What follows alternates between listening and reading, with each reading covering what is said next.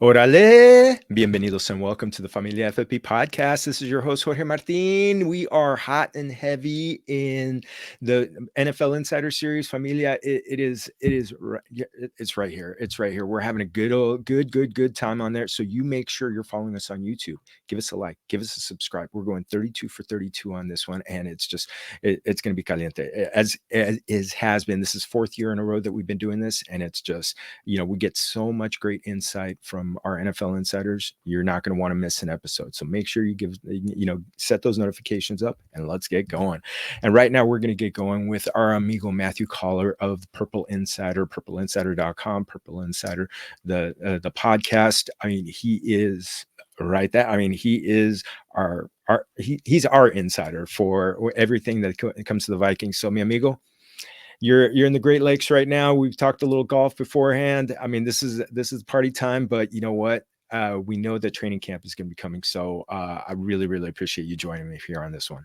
Yeah, I know for me, this is the most chill time, but for fantasy people, this is a very tense time where you're trying to gather up all your information and your depth charts and your projections and everything else for those big drafts. So happy to be back, though. I appreciate you bringing me back on the show. And you're right, it's a little rainy today. So you got me on a day where I was not running out to go play golf. So I got plenty of time for you, Jorge. Well, muchas gracias.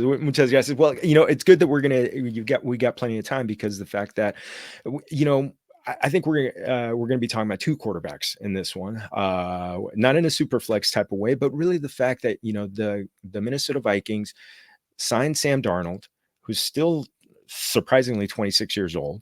And we've got JJ McCarthy drafted in the first round by the Vikings. I mean, some people had him number one on their chart. Definitely the Vikings going into that environment. So I want to start first off with the environment. And I recently sat down with Brett Whitefield of Fantasy Points, and we talked about kind of like nature versus nurture with quarterbacks. What's more important? Well, the environment, the nurture is good. I mean, and I'm going to let you expound on it. Great play caller in Kevin O'Connell.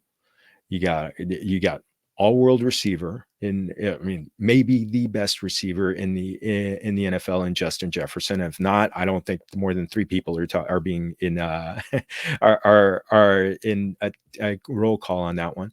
You also got Jordan Addison, and you got some it's a really good offensive line, especially on the tackles. Sam Darnold's walking into that first. And from all of your coverage that I've been seeing, it looks like he's the starter. So I want to kind of look at like where Sam Darnold is with this offense at the outset of the season. Assuming everything goes well and he is the starter. What does this look like? Yeah, it's a really interesting discussion with Sam Darnold because there are previous examples of quarterbacks who were drafted high and had very bad circumstances and then eventually got it together and became good starting quarterbacks. And you could go back to Vinny Testaverde if you're old like me, and I'm feeling particularly old now when we're talking about the Vikings quarterbacks being 26 and 21. And JJ McCarthy said the other day that he grew up watching Sam Darnold. And we were like, no, you could. Well, wait a minute. You might have been like 13 when he was at USC. That's a quite a bit different for me talking with Kirk Cousins, who also grew up in the 90s.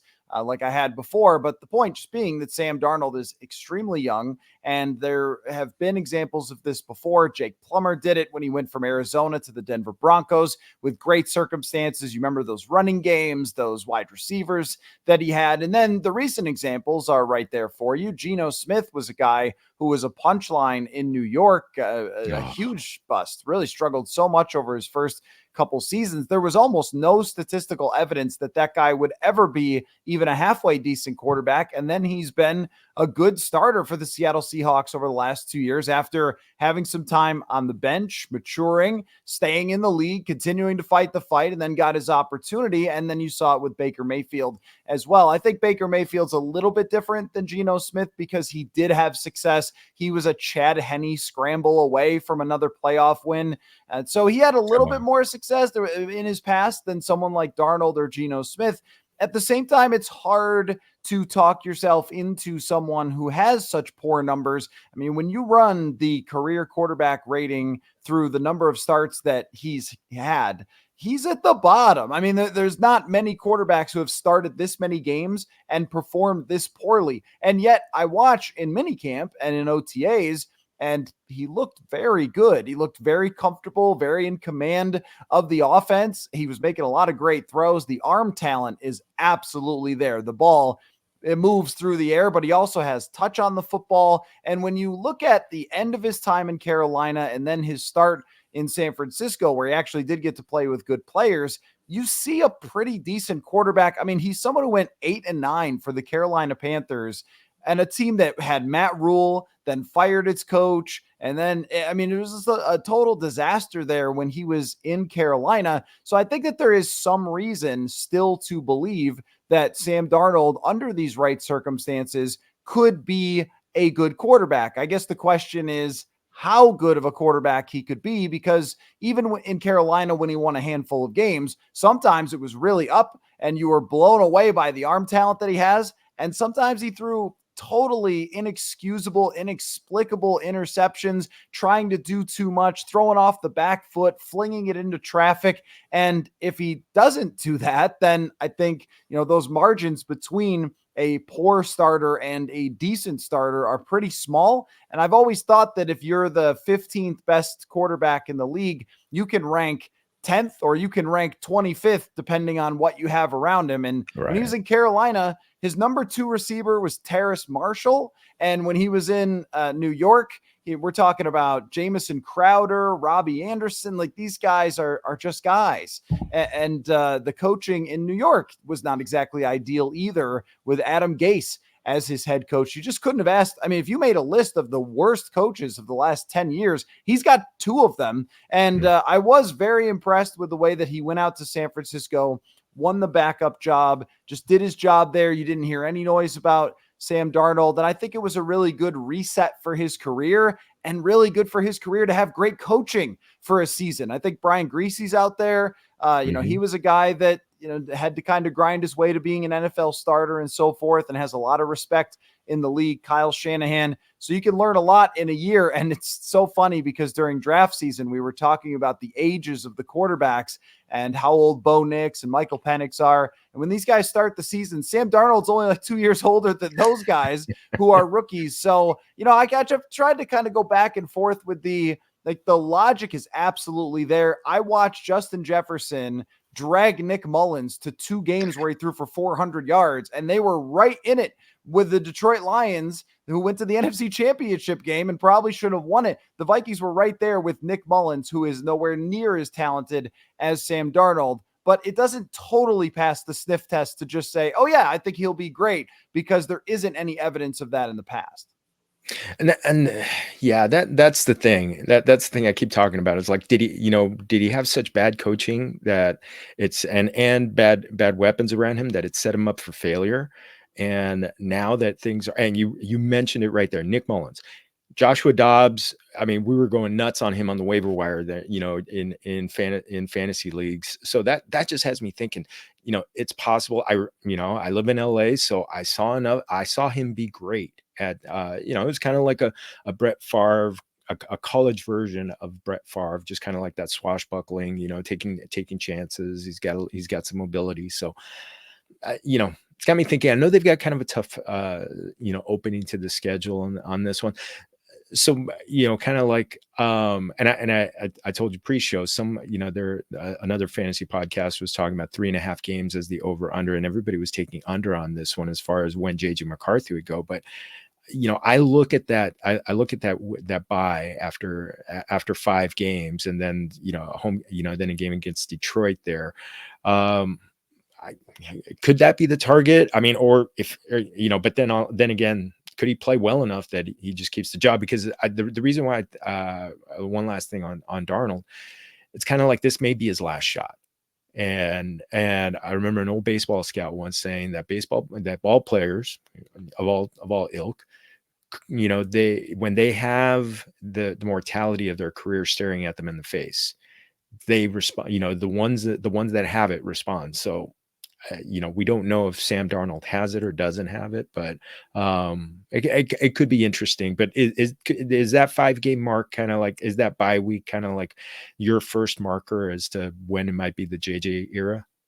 Well, I don't want to count out the fact that JJ McCarthy could just win the job out of Right. training camp. Like, I Right. don't think that he will based on where they stand right now, but there's a long way to go when it comes to training camp. And Kevin O'Connell has said pretty clearly JJ McCarthy is our franchise quarterback for the future. So he would get some benefit of the doubt if he outperforms Sam Darnold. What I saw in OTAs and minicamp was them taking it very slow with JJ McCarthy, which they should, because we talk about those ages. I mean, JJ McCarthy is only 21 years old. He's only thrown 700 college passes. And it was obvious that he has not done any of the stuff that their offense is asking him to do, or not very much of it. And even if there is some of the same concepts, you add multiple layers of different footwork, different reads, different defenses. I mean, it's not even enough to say drinking out of a fire hose. It's trying to drink the entire ocean in your first year. And if you've had more experience like Michael Penix or Bo Nix, maybe you're a little more equipped to handle that. But McCarthy was in an offense that really asked him to hand the ball off a lot and then just make a play on 3rd and long.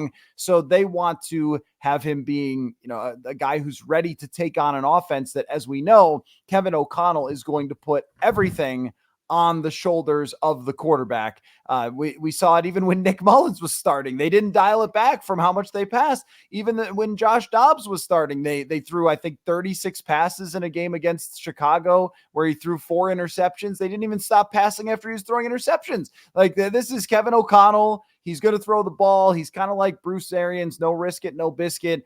So you got to be ready to handle everything. And you have receivers who are awesome, but you have to be able to get the ball to the right places on the right time as well with those guys. So until he can do that, and that's what O'Connell has said, until he can do that, until we believe that he has fully mastered the offense, we're not going to put him out there. So with Sam Darnold, if he wins the starting job out of training camp, how it goes might matter to them, but I almost think that they're trying to avoid that. They're trying to avoid saying, well, if we're 3-2, or if we're 2-3, or if we're 1-4, or whatever, it's really based on JJ McCarthy and his development and how far along they feel he is. Now, that can change if you go 1-4 and Sam Darnold is playing poorly. They might just go, all right, well, let's just go for it anyway. But I doubt it. I mean, I think that this is a long-term plan with JJ McCarthy to start him next season when he's fully ready to go. So it could be a range of different outcomes. I could see him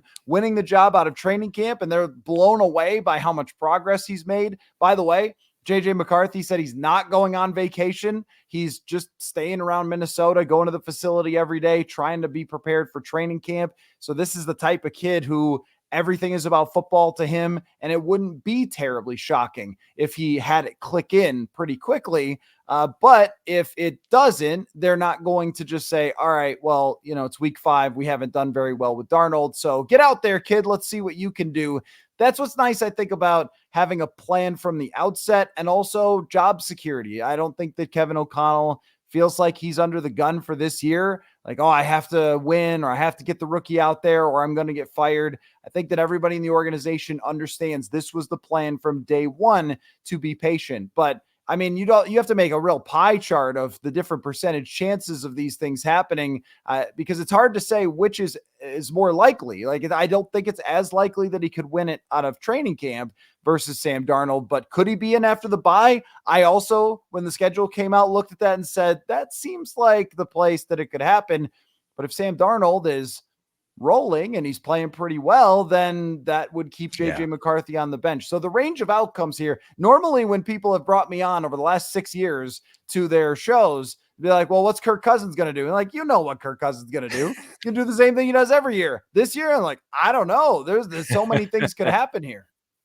That's phenomenal. And one thing that I did notice, I was looking at the schedule, the last 6 games of the season, they have their only one is outdoors. So they got Chicago at the end in Chicago at I think it's November 24th, and then the next 6 games are everything is indoors, except for a game in Seattle where rain or or hopefully it's not raining, but it could be. So to me, that shapes up as a phenomenal schedule, phenomenal close to the season for the passing game, which let's jump into it. I mean, just everything, nothing is in the way now of Justin Jefferson just having another all-world season. It looks like he's completely healthy off that hamstring, right? And just, well, I mean, could we be talking about like another 1,800 plus season? Well north of 100 receptions, 1,800 yard, well over 1,800 yards. Maybe even talking about that 2,000 that I know we talked about that last year.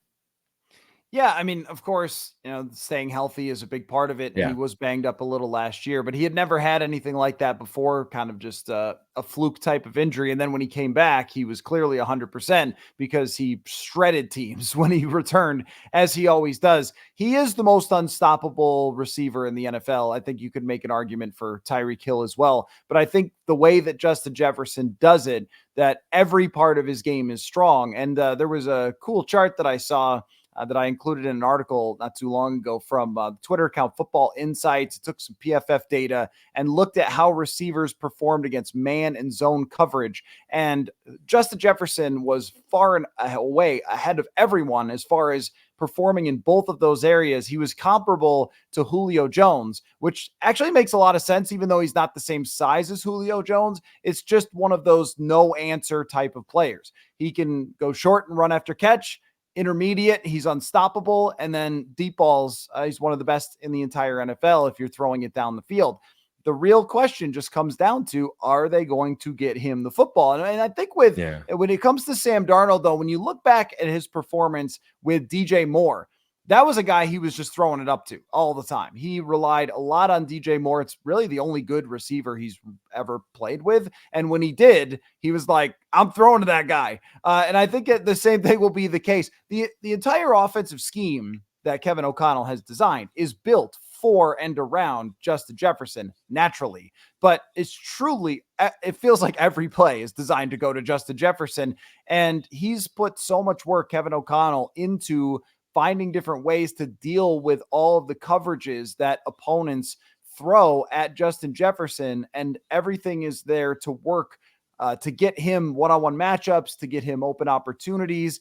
And so if the ball is even in his range, if it's even in his ballpark, then he's going to make a play. And I think that historically top receivers have still put up big numbers, even if the quarterback play isn't necessarily perfect. But what I'm curious about is the risk element of Sam Darnold, and he likes to toss it up there and just go for it. Whereas Kirk Cousins was not as much that guy. And there were times where I thought Justin Jefferson got a little frustrated. It was like, hey, man, you just give me a shot to make a play. Well, Sam Darnold might be the guy who does throw some interceptions, giving him a shot to make a play, but also that could result in some success as well. So that combination is going to be really interesting. I thought early in minicamp, just a few throws his way. Like we asked Sam Darnold, hey, what's it like to throw to Justin Jefferson? He just got a big smile on his face. I mean, it has to be the best thing in the entire universe to know that your guy is open all the time and catches absolutely everything. And I don't think Darnold, as all respect to DJ Moore, I don't think Darnold's ever played with anybody like this. No, he's just so phenomenal. And you were right. The number one receiver still gets fed. I mean, you mentioned it right there. He dragged Nick Mullins and he averaged over 100 yards. I think he had a 180-yard game in there at the end of the season with Nick Mullins. It's just he's going to get his now. Is there going to be enough left over for Jordan Addison? Who had a really good rookie season, was very much a factor in the red zone and in the end zone. I think he got 10 touchdowns on the season. Sometimes, when it's not established quarterbacks, rookies, or, otherwise with Sam Darnold, that they feed the number one, but, number two and etc. they struggle. So how did you see the chemistry going on with Jordan Addison in OTAs and minicamp? I thought Jordan Addison had terrific OTAs and minicamp. Awesome. In fact, it's actually kind of funny because the last question I asked to Kevin O'Connell before summer break was about the receiver depth. So I said, of course you got your top two receivers, but how do you feel about the way the guys have emerged? And he spent like 45 seconds talking about Jordan Addison first, like, because he was excited about Jordan Addison. I was like, that's not what I was asking, but okay, fine. I think Addison has gotten stronger and has worked specifically on the areas he talked about this, working on his releases, because he felt like he could get manhandled a little bit because of his size, and he didn't have a good enough plan for last year. And the cornerbacks were commenting about how they had seen better releases and a little more strength and quickness from Jordan Addison this year, which is what you're looking for, is somebody to assess what they did last season and say, all right, here's where I have to get better, and then improve on a very good rookie season. But you think about what the body goes through for those rookies, even before they get to the NFL, with the combine preparation and everything else. You kind of have to undo some of that combine preparation. So now he's had that entire offseason to just focus on being the best receiver he could be in the NFL. And I think the results will be good for him. The other thing is, too, that I was asking about the receiver depth because there isn't any. I mean, Brandon Powell, I respect Brandon Powell's career, going from a punt returner to proving he could play wide receiver, but that's not somebody who you expect to catch 50 or 60 passes. They lose KJ Osborne, who was a trusted weapon of Kirk Cousins in the past. And then behind that, it's Jalen Naylor, who most of your audience has never heard of, and then just a lot of question marks, UDFAs, guys who have, bounced around like Trent Sherfield, who I'm not sure will make the roster, an XFL guy from 2 years ago, Lucky Jackson. I mean, there's a lot of competition there, but that just points to the fact that Jefferson and Addison are the show, and then everybody else might get a target here or there. But they're going to throw to the tight end position a lot. But TJ Hawkinson, I'm sure you'll want to ask about that. TJ Hawkinson is unlikely to start at the beginning of the year. So it is the Jefferson and Addison show. And the only person who might take some targets away is Aaron Jones, because they didn't have trustworthy receiving out of the backfield last year. And Aaron Jones, as you know, is very good in that area. And I think that Sam Darnold will use him a lot. But I think the ball is getting pumped to Justin Jefferson and Jordan Addison. Well, I want to jump into the running backs. You mentioned Aaron Jones. I mean, big surprise leaving Green Bay for an NFC North rival with the Vikings. But honestly, gosh, after Christian McCaffrey, I don't know what running back looked better during the playoffs last year and had such a great close. Injuries have been an issue with him, but and Ty Chandler had some flashes there at the end. Are we looking at kind of like a combo between the two of them this year?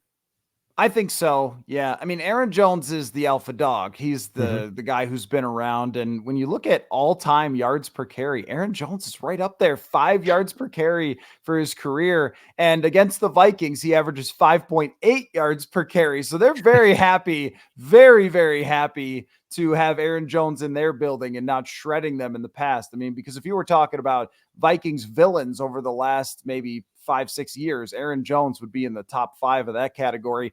But he also brings a leadership element and a 3-down element that they have not had in the backfield. I mean, I think that when you have a young quarterback or an experienced quarterback, having someone who is so accomplished like Aaron Jones, a super high intelligence player as well, is a really big benefit to that quarterback to have that guy there. Also, to have someone who could pass protect. Last year, they were using on 3rd and long situations their fullback, CJ Ham, to pass protect because they didn't trust anybody else. So that's a huge deal. And then the receiving element, Alexander Mattison in the past had been pretty good at receiving. I don't know what happened. He dropped, it seemed like, every pass. I think he led the entire NFL in percentage of drops per throw. Which was, again, shocking, but I felt like he was pressing. He was trying too hard to kind of prove that he was RB1. Well, Aaron Jones doesn't have anything to prove. So if he's healthy, then he's going to play the majority of the snaps and he's going to be the guy. But at the same time, you have to, if you're the Vikings, recognize this is not a 200 carry guy, or he shouldn't be at this point in his career, and that they have Ty Chandler, who last year I thought in the middle of the season really kind of exploded on the scene as someone who, with the ball in his hands, there's some special elements to that. There's the quick twitch everybody talks about, and the vision, and he's got more toughness, I think, than you would expect from someone who runs a 4.3, but he will run people over. And he has the big play ability. We saw numerous times him exploding for 20 and 30-yard runs. So they want him in the game, and he averaged 4.5 yards per carry last year. It's just that there are parts that he has not mastered. The pass protection was abominable last year when they asked Ty Chandler to do it. Maybe he's improved in that, but I think they trust Aaron Jones a lot more. So I do think that they want to have those two coming in and out of the game because they are high on Ty Chandler. But as far as I could see, it's Aaron Jones's show, and then Ty Chandler is a distant RB2, and they're going to hope they stay healthy because after that, there's nobody they have a whole lot of confidence in. Yeah, so depth, depth at wide receiver and depth at running back, not exactly the biggest calling cards this year. And you mentioned TJ Hawkinson, getting hurt so late in the season, and then I believe he had surgery at the end of February. I mean, at the end of January, or was it the end of February? Which one was it? I believe it was the end of, I want to say January, Okay. because he tore his ACL and injured his MCL. Yeah. So they wanted to wait till the MCL healed so they could do the ACL surgery because they were hoping they wouldn't have to do surgery on both of those things, which set his timeline back pretty significantly. Yeah. Obviously, he wasn't doing anything in OTAs or minicamp, just walking on another field. I would not expect him to come back early in the season. I was kind of thinking maybe after the bye week.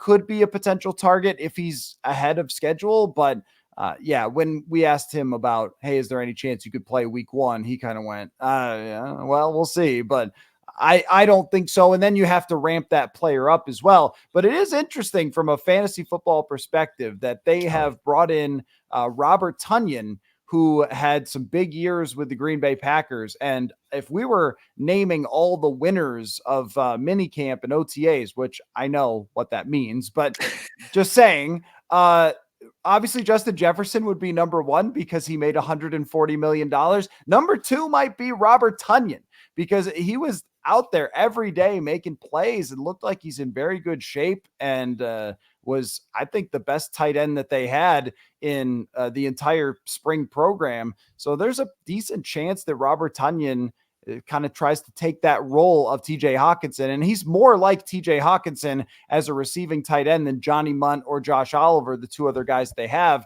who have historically only really been blocking tight ends. So if you're looking for kind of an early season pickup right now, like the last round in your draft or something, he might be a guy to take a look at. No, I when you were going off on him, and I was like, oh man, it's gonna happen. It's gonna happen. He's gonna be like that early season guy and you were who really pops, and you were talking about injury timeline. I mean, a lot of times I do a injury podcast with a physical therapist and specific to fantasy football, and his timeline is minimum 9 months for a torn ACL, and it starts in 9 months, but really a lot of times they're not 100% until the year mark. So it's from the surgery, not from the injury. So yeah, that's 9 months is Halloween. So let's see. So yeah, maybe Robert Tonyan season early on. So I just want to do a quick state of the union on the offensive line. I know you've said you've talked a lot about the interior. I know you've gotten a lot of questions on the interior, but pretty good tackles on the outside, don't you think? Oh, I think the best tackle duo in the entire NFL. Christian Darrisaw, there is one clear guy in Trent Williams that has the crown. But after that, Andrew Thomas and Christian Darrisaw, I think, have both arguments for being the second best tackle in the entire NFL. And to see Darrisaw do it again last year, what you got now is a big sample size of him playing at an elite level. So that's, of course, if you're Sam Darnold, if you're JJ McCarthy, you feel great about your blind side because of Christian Darrisaw. And Brian O'Neill had an Achilles injury before last year. So at the end of 2022, he had that Achilles injury that I think hurt him into as the season went along in 2023. Because he had started out the season pretty well, but I think for somebody like that needs to try to keep the weight on, if all of us could have this problem, but he's not naturally like 300 something pounds, and not having the normal off season in 2023 leading into it. I think it hurt him in the long run, and then he was battling an injury down the stretch. Still had a very good season. It just wasn't quite on the same level that it had been before. I expect him to bounce back. Looks fully healthy now and has had a normal offseason, so he should be good to go. And these guys, they're so valuable in so many ways. I think that they could use them even more in the screen game because both of them have such great athleticism and mobility that they can get out there and make plays. But yeah, the interior still has its questions. You're doing 32 teams. How many beat reporters of 32 teams are like, no, our interior is amazing? I mean, there's probably maybe 3. Yeah. It's just the reality of the thing. Like fans, of course, are going to really focus on any weak point in the entire roster, but I just don't know many teams that have perfect interior offensive lines. It's the nature of the beast. Those positions are hard. Garrett Bradbury is valuable from the intellectual element of having young quarterbacks, so he can set the protections. He knows the offense really well, but there are times he's going to get picked up and thrown into the quarterback. And the left guard position is very interesting to us. I don't know how interesting it is to your audience, but they've developed a guy, Blake Brandel, over a couple of seasons that they want to try at left guard. And then they signed Dalton Reisner if it doesn't work out. And at right guard, Ed Ingram over the last 2 years, I don't think there's anyone who's allowed more quarterback pressures than Ed Ingram at right guard. It's a second round pick. This is one of those make or break type of training camps and seasons for Ed Ingram. So there will be times, whoever's playing quarterback, that somebody gets beat on the inside. Plus, teams know that your tackles are really good. So they're not going to attack that area. They're going to attack a lot of the blitzes and stunts and twists and all those things to try to get mismatches. And the Vikings just have to deal with that. But as an overall blocking unit, the fact they could bring Josh Oliver in, they could bring their fullback CJ Ham in anytime they want to do some more max protect type stuff. I think it's a really good overall pass protecting unit. And we talk about the quarterback. Well, what's better than clean pockets for a quarterback? And I think I want to say that Kirk Cousins was 27th in pressure percentage or something, like in a good way last year. So I think the quarterback should not be held up by the offensive line. No, outstanding. Well, let's just flip to the other side of the ball real quick. Defense. I mean, Brian Flores definitely is coming from that Belichick style where where defense really matters. Is this group going to be stronger against the run, against the pass, or decent against both, or bad against both?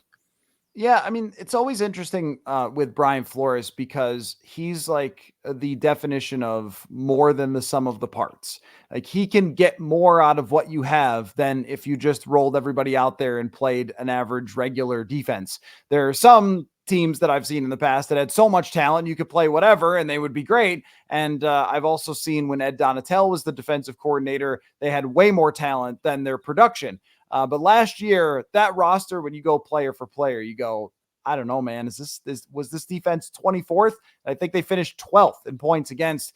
The opposing schedule for quarterbacks is very difficult this year, so that might change it. But their additions on defense have been pretty darn good. They lose Danielle Hunter, but they added Jonathan Grenard, Dallas Turner in the first round, and Andrew Van Ginkel. So that's more options for them pass rushing wise and more attention to be distributed from the offense and the offensive line rather than just, hey, everybody block Danielle Hunter at once, which was pretty much the strategy for everybody last year. And Danielle's great, so he still battled through it and helped them out. But I think it's better to have 3 guys who can rush the passer really well rather than one guy who can do it unbelievably well.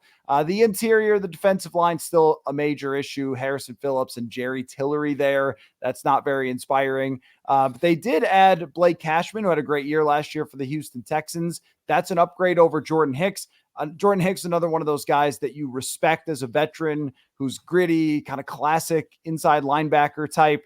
But Blake Cashman's probably better in coverage, can bring some blitz elements to his game. Ivan Pace Jr. is someone who emerged as a UDFA that's a legit star, I think, or rising star, or at least very solid player, but he played like a star last year for them, so they're counting on him a lot. The cornerback group is probably the biggest question mark. I think it's better than it was last year, bringing in Shaq Griffin, but Shaq Griffin was cut by his team in the middle of the season last year. So can we really say, oh yeah, okay, well, they got this free agent who's just going to change everything. But the safety position, they're probably one of the best in the entire NFL. So there's every position on the team. The point is that this group looks to me like an average defense, but with Brian Flores at the helm and all the things that he could do coverage-wise, pressure-wise, he blitzed more than anyone last year. I think they have a good chance to be an above-average defense despite their schedule. No, yeah, love it, love it, love it, love it, mi amigo. This is awesome. This is awesome. I mean, this is pretty close to a hole in one, or at least on a 150-yard, get a nice iron shot, and just tap into tap in for birdie. So we're right there. So mi amigo, it's starting, it's going to start to get, I know it's raining today, like you mentioned, but it's going to be grilling season. Any, a lot of outdoor, food action. Anything from the Mexican food variety that you're looking forward to on the outdoor grills? Absolutely. I mean, well, I'm not capable of making Mexican food myself, but did find a new place called Ooh. Orale here in town. That's not too far from my house, and best quesadillas in town, I think. So we've started going there all the time. That I've mentioned that to you before. I'm a Yes. quesadilla guy every Yep. single time. But the burrito size at some Mexican place, that'll tell you everything you need to know, right? If you come out with a little tiny thing, like, all right, okay, I don't know if this place is legit, but this place I just discovered, I mean, it's as big as a football. The burritos, there's no way you're finishing it in one try. So it's the best, but it's something that everyone should have in their life. Their Mexican place. Yeah, when you get lunch the next day out of it is just perfect. Yes. Dinner quesadilla, lunch the next day. It's just, when you get the burrito size tortillas, it's just, oh man, yeah, and they fill it up just nice and not just with cheese. Mm, mm, mm, mm, mm. Oh Absolutely. man, Absolutely. love it, love it, love it, love it, mi amigo. I know you're not slowing down on. I know you're not slowing down on the content. So please feel free, pump anything you got. Well, I just put out a 53 projection, which of course is going to be blown up by the time of training camp, but kind of the starting points. But yeah, I'm going to try to have a lot of fun over the next 6 weeks before training camp. Try to have themed weeks and things like that as we go forward. But you're right, the podcast never stops. And I think a fantasy football themed week might be good if you're available to come on the show. So maybe we need Feel free. to switch the chairs here. Home and home. So maybe that's perfect. Let's do that. But yeah, purpleinsider.com is where everything's housed: the writing, the podcasting, the videos, and all that. So I appreciate you taking the time to have me on. Oh, mi amigo, it's always a good time. And yes, you just let me know when you need it, when you need someone for that to talk some fantasy football. I'm there for you, mi amigo. And hey, we're here, glad we were being able to be here for you, Familia. This was yet another great episode of the NFL Insider Series. So make sure you're giving us that like and that subscribe. Get on that YouTube page, Familia FFB on YouTube. We're going to be right there for you. So again, you're going to see my content all over the place. Yahoo, RotoWire, Fantasy Pros. It's just, it's going to be good. We're going to be right here. Also, make sure you're checking out the Injury Prone podcast with Dr. Edwin Porras. We're going to have a lot of good stuff for you, including talking about TJ Hawkinson very, very soon. So muchas gracias otra vez, Mateo, for joining us. And gracias to everyone here. And remember, todos somos familia. Salud.